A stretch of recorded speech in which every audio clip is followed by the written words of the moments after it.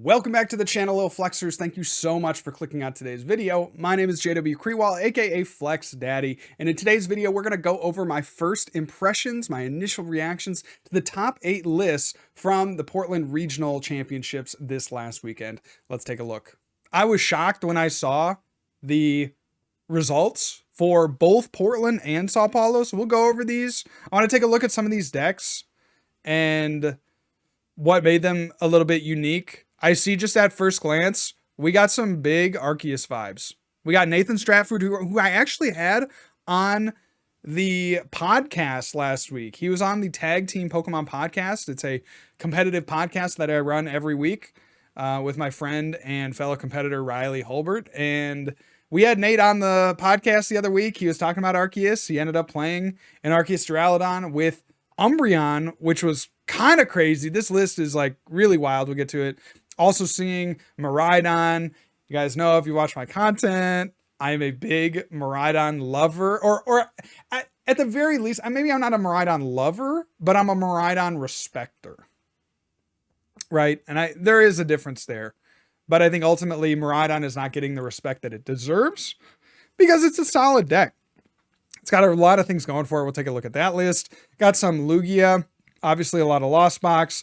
A Mew in top 8, which I think is pretty fair. And then the ultimate winner, Arceus Giratina, piloted by Landon Kettler. So let's take a look at Nathan's deck. This is the Arceus V-Star Duraludon Umbreon. Now, Umbreon, he was talking about it on the podcast. Umbreon is a nice counter to Mew, of course, is that dark attacker that can one-shot a Mew VMAX, but it's also really good into Gardevoir and just generally a solid card to be able to play a Judge or a Chorus or some other supporter and then also get a gusting effect. A couple things that really stand out to me. So you got Hawlucha and you have Radiant Alakazam. So there's clearly like a damage manipulating auxiliary effect of this deck where what can happen a lot of times in the Lost Box matchup is they'll go in with an early Dragonite. And Dragonite's going to damage all your bench Pokemon. So you can Radiant Alakazam, Hawlucha, and maybe sneak an extra knockout or two in with those Pokemon to try to, augment the damage. So I think that's a really cool little addition. I wonder if other decks are going to try to pick that up. Now, of course, he had to move away from Bibarel. What I don't love about this Pokemon lineup is that there's no Bibarel, no Squovid, of course. We saw how good that card could be. There's no real draw engine outside of just getting set up with the Arceus. And on the supporter lineup, really not a lot of draw there either. So made a really deep run here with the Arceus deck, but I just wonder if the lack of consistency ultimately cost Nathan in his top 8 match. So on the supporter side, we got 3 Adventures Discovery, so really prioritizing getting the Arceus out, getting the Umbreon, getting the Duraludon when he needs it. I don't hate that. And then another kind of funky supporter is the Karen's Conviction. Now, we have seen this in other Duraludon decks, but that extra boosted damage, can really help, like against, for instance, Gudra. Duraludon normally hits for 220. If you attach a Choice Belt, you can do 250. And then if you get a Karen's Conviction, boom, you're hitting that 270 number. Yeah, interesting card choice from Nathan. I also think the Volo is very wide. Like, to me, this is so counter to how I build decks because I try as much as I can to really give myself a lot of consistency outs. And he is skimped out on a lot of those consistency outs in some ways, right? He has a lot of Pokemon Search. 3 Adventures Discovery is huge. 4 Ultra Ball, 4 Nest Ball. There's a lot of Pokemon Search, but there's not a lot of draw. So I feel like it's just hard to get your boss when you need it. It'd be hard to get your Disruption and Judge. It'd be hard to find your Karen's Conviction, but ultimately Nathan did really well, placed top 8. So shout outs to him. Moving on to number 7, we have the Miraidon EX deck with Mareep and Flaffy. Now, I was testing a little bit of this deck on stream the other week. You guys remember this? I was testing this on stream the other week. And this list is not what I would have played, but it's pretty close. I like the 3-2 Mareep Flaffy line. I think some lists have been playing 4-3 or 3-3. I think you can get away with the 3-2 Flaffy just because you really only want one Dynamotor. If you play 2 Mareep down in the Lost Box matchup, then that is easy pickings for their Sableyes or Greninjas. So I like that a lot. The Raikou V is good. The Raichu V is good. Magnezone V and V-Star are one of the few ways that you can get out from under a Lost Box deck. That's how you can kind of make up the prize trade, sniping 2 of their Comfeys. So I like that a lot. Interesting card choices here on the trainer side are the Arven, 3 Arven. Not my first choice of supporter for Miraidon because I just feel like you want to be going as fast as possible. But the nice thing is it does search out the Electric Generator, can search out the Sky Seal Stone or the Forest Seal Stone, whichever one makes more sense in the matchup that you're in. And also he plays 1 experience share. So I think that gives Arven enough versatility that it makes sense in this list, but still not my preferred choice. But again, I didn't make top 8 of this tournament. So congratulations to our 7th place finisher, Anthony, with this Miraidon list. Coming up to number 6, Austin. We don't have the deck list for his Mew Genesect deck, but it probably similar to Pablo's, 4 Path, 4 Lost Vacuum, that kind of thing. I don't imagine that there's any singleton attackers in there. Probably no Oricorio, probably no Deoxys or Meloetta, things like that. Alex Szymanski makes another deep run with the Lost Zone box. Andrew Gantner with Lost Zone box and Grant Manley. We'll take a look at Grant's list as he did place the highest of the 3 here, but this is just a standard turbo list of Lost Box. So again, trying to go in with that Dragonite V or the Raikou on the first turn of the game, try to get 7 in the Lost Zone. What I like about Grant's list, he does have that late game potential with the Kyogre. And so I feel like the Kyogre can kind of patch up some rough matchups, especially since certain decks like Lugia aren't necessarily playing Manaphy. A lot do still, but they aren't necessarily playing it. So I like the Kyogre here in this list a lot. You might say that only 1 Cramorant is too low. I personally prefer 2 Cramorant, but it makes sense in this turbo build because you're trying to attack with either Raikou or Dragonite. And oftentimes, if you can get a first turn attack going second, your opponent's not going to have a response for that V Pokemon, so you can just take those 2 prizes. Like a Raikou V into a Guardy deck, it's very unlikely that they're going to have the turn 2 response, or a Dragonite into a Guardy deck. Like, very unlikely.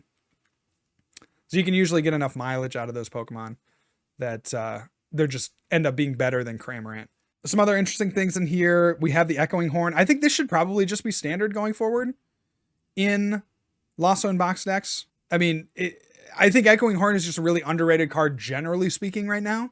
We've seen it being played in Mew. We've seen it be more played in Lost Zone box, especially the ones with Kyogre, just to take those easy prizes at the end of the game. And then we've also seen it in decks like Miraidon. So I think Echoing Horn, really underrated card right now. Super good and fits perfectly in this list. Coming in at number 2, we have Reagan Retzloff. This is one of the better placing Lugia lists in the States at the very least. Lugia has largely underperformed in top 8, but a 2nd place finish from Reagan. Interesting things about the list. This is actually close to what I would play if I were to play a Lugia deck. And there are some things that I really want to highlight. So Single Strike Urshifu VMAX is your counter to Duraludon and Goodra. Those are 2 matchups that can get really sketchy. Obviously, a Duraludon is impossible to go through unless you have the Urshifu. And the Goodra can get really, really weird because they're trying to hit you with maybe a Temple of Sinnoh. They have the damage reduction, but you go through all that with the Gmax 1 blow. So I love that for the list. Would absolutely keep that in. Heading forward, we also don't see any of the Stonejourner. I think just because Reagan opted to play this Urshifu V line, you can get away with not playing a fighting Stonejourner, but does play the single prize Yveltal to give a little bit more insurance against Mew, give a little bit more insurance against Guardy. I like it. Seems good. Serena in here, obviously to counter Lost Box so that they can't do the double snipe with the Greninja and then come in on the next turn and Sableye for 2 prizes on 2 Archeops. So very important that the Radiant Serena is here, especially with the uptick in high performing Lost Box lists. Got a couple of stadiums over here. The Mesagoza is just your coin flip stadium of preference. And then I really like the Collapse. I think this is a really big card for the deck because from this format to last format, one of the major benefits that Lugia lost was the ability to attack with Lumineon. Lumineon was a very viable attacker last format, being able to Aqua Return, Cramorants, and Comfeys and the like, especially in the Lost Box matchup.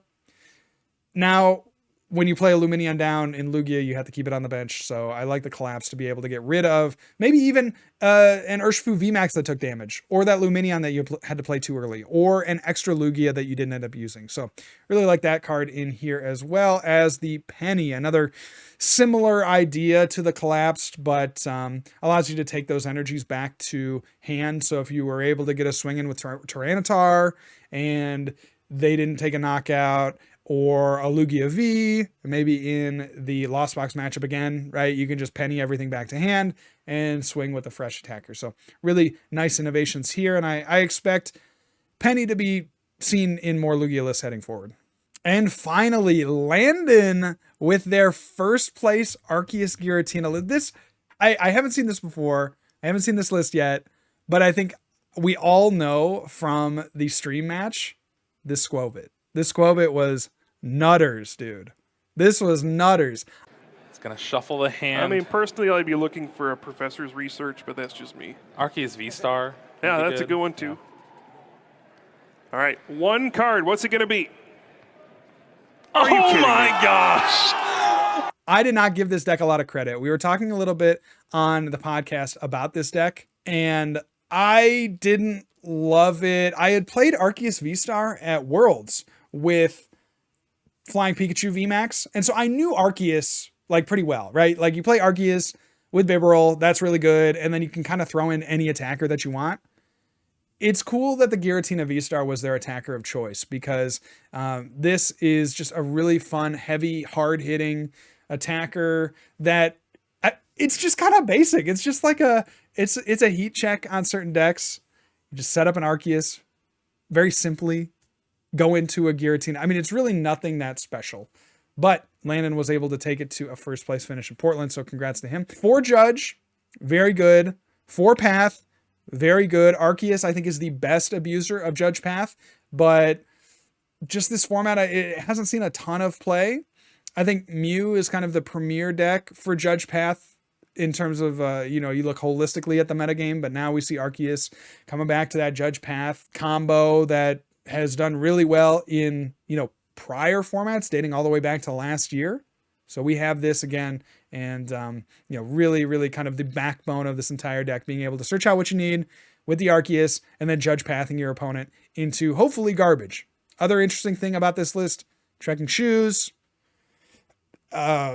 seem fine. I'm not the biggest fan, but it seems fine. Like, it doesn't seem like he needs more consistency, that's for sure. I think the 4 Judge, 3 Research, the heavier Arceus line is pretty fine, along with the Bibarel and, of course, that Squovit to draw extra cards. And then the 2 V-Guard energy. I think this is worth mentioning as well. V-Guard is really important into the Mew matchup. It can be really important into not Lost Box matchups, but it can be really important into Lugia matchups as well, just to protect your Giratinas and your Arceuses from getting one-shot.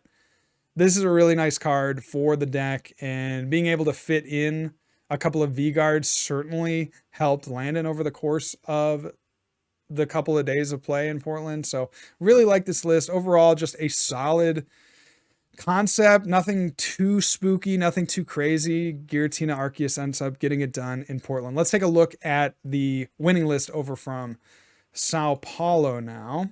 So Sao Paulo was, again, had a large influx in top 8 of Lost Zone box decks. See Felipe's list here with the Drapion V, which was not something that the American players played, instead opting for Kyogre, more so over Drapion.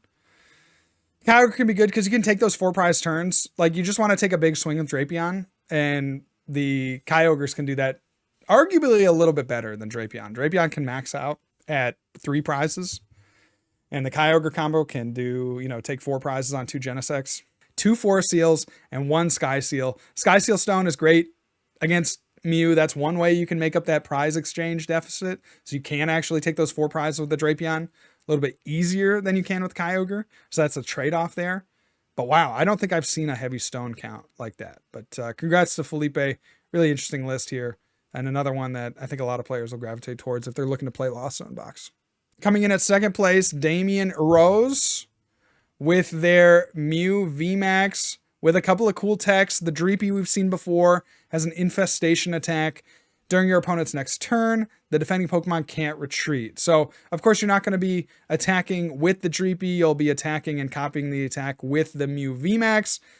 And since Mew would have a double turbo on it, it does exactly 0 damage. And you can infinitely, keep your opponent's Pokemon stuck while putting back the Pidgeot to never deck yourself out. So, really cool little tech there. Particularly strong against the Lugia decks. If they play the Radiant Serena, then you just automatically win if they don't play Penny. Other interesting things in the deck. I don't love Cleansing Gloves. This is something that we're seeing a lot. Really not a big fan. Only 2 Path to the Peak and 2 Forest Seal Stone. I also like 3 counts of those as well, but not a huge deal there. Nothing crazy. 2 Feather Ball is completely fine. Overall, just a solid list of Mew with a little bit of spice in the Dreepy and Pidgeot. So that's going to do it for today's video. My impressions from the top lists from this last weekend's regionals. Congratulations to all the finalists. If you enjoyed this content, please make sure to like and subscribe. Maybe even leave a comment down below. But that's going to do it for me today, guys. God bless. If I don't see you soon, I'll see you later. And remember, good luck and also have fun.